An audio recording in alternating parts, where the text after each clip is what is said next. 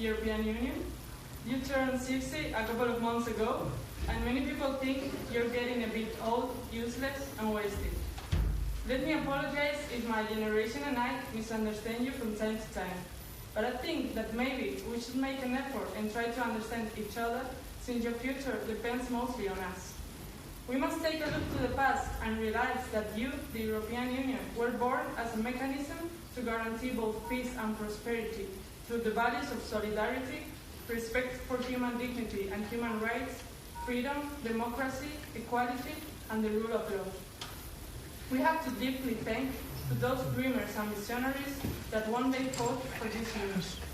It is vital to take into consideration that the European Union did not come from nothing, but from the hard work of some utopian people. So again, thank you so much. Moreover, me and my generation, we have lived so far a pretty easy and comfortable life. We haven't experienced a devastating war in person. We have always had the immense good fortune of enjoying rights such as education, healthcare, or peace.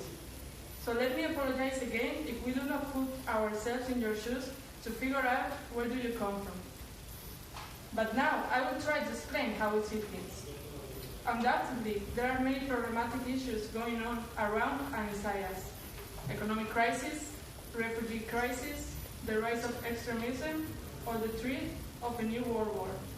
So, as we see how this critical situation happens, we often miss all of those values that I mentioned before and that you rightly brought up after another critical situation. Therefore, maybe it is time to put aside our selfishness and pride and bring back that solidarity and democracy that characterized your early times, European Union.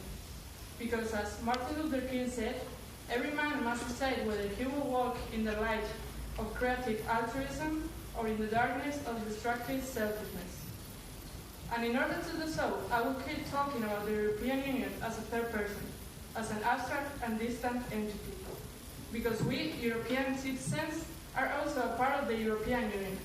In fact, the European Union is there to represent us. So let's make clear which are our interests and what is our way forward. It takes years to mold a dream, but it takes so little to destroy it.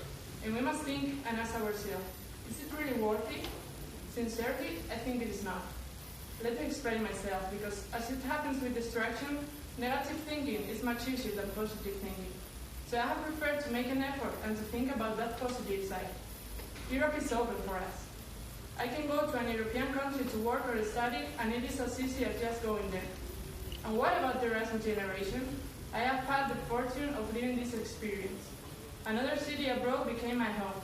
I was treated as equal among citizens.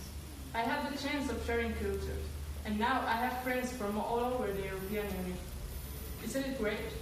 In addition, I go to the supermarket and I can buy Italian pasta, Belgian beers, or French cheese.